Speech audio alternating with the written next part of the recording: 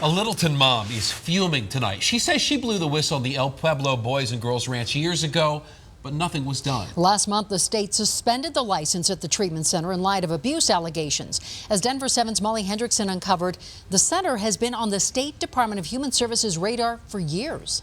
Once we began investigating El Pueblo Boys and Girls Ranch, we started getting a flood of emails from kids who stayed at the ranch, even former staff who worked there.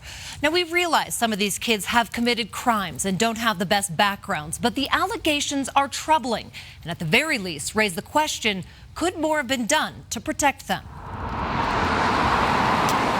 How could DHS not know about this? How could DHS not do anything about this forever? Couldn't protect him. And it was our job to take care of these kids, and we failed those kids. In a place meant to help some of Colorado's most vulnerable children. Children with severe mental and developmental disabilities. These kids have been really abused. How did years of alleged abuse seemingly go ignored? They pretty much my life. Sorry, I didn't mean to cuss. They're questions that haunt Samuel and Lisa Mitchell. I wanted to protect those kids. I didn't want this to ever happen to anybody ever again.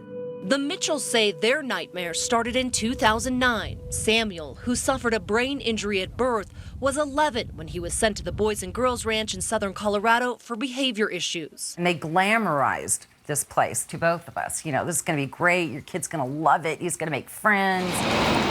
The ranch has been in operation for more than 50 years. It's supposed to care for up to 166 kids with mental health and substance abuse issues. Instead, in multiple cases Denver 7 examined, families and children who lived there say the young patients left the ranch far more damaged than when they went in. They said that I would only be there for a short amount of time, too. They lied. I was there for 5 years. During those 5 years, the teen says the facility constantly ran out of food, leaving kids emaciated and starving. Multiple reports also showed they were improperly medicated, some overly sedated, others not getting their prescribed medicine at all. And in many cases, kids were put in restraints, known around the ranch as holds. They would either choke me, like put their arms around my neck and choke me. Some staff would like dig their elbows in my back. Some staff would even knee strike me, elbow strike me. I'd hug him sometimes and he'd go, ow.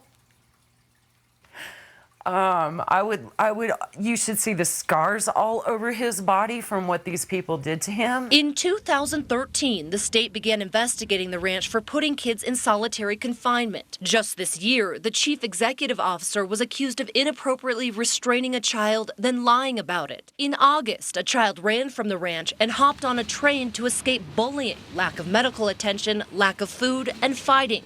In September, a high-needs child didn't get the proper medication and left the facility with a burn. Another child escaped out a window. Allegations former staff member David Gonzalez says he saw firsthand. It was hell. It was absolute hell. Gonzalez worked at El Pueblo for 6 months. He says staff were supposed to follow a training program called Therapeutic Crisis Intervention, or TCI, but instead were told to put kids in holds as punishment. I saw a staff member throw a kid down and blacken his eye. It was a whoom and blacken his eye. Gonzalez says he turned to DHS for help, but says his calls went ignored. In late September, DHS temporarily suspended the license of the Boys and Girls Ranch. They're now reviewing whether to permanently revoke the ranch's license. El Pueblo isn't talking. Honestly, can't say any more right now. But in a statement, the ranch said in part, the board of directors and the management of El Pueblo look forward to cooperating with state officials to resolve any concerns and to resuming our service to the community and to children in need. I want to see these people indicted. I want to see some real jail time for these people.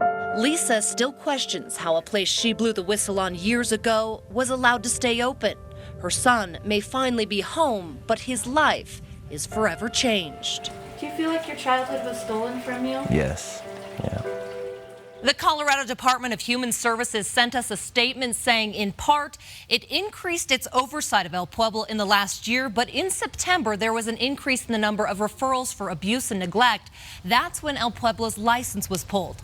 All of those reports of child abuse and neglect are investigated by county departments of human services. We will keep following this story and hold the state accountable. Molly Hendrickson, Denver 7.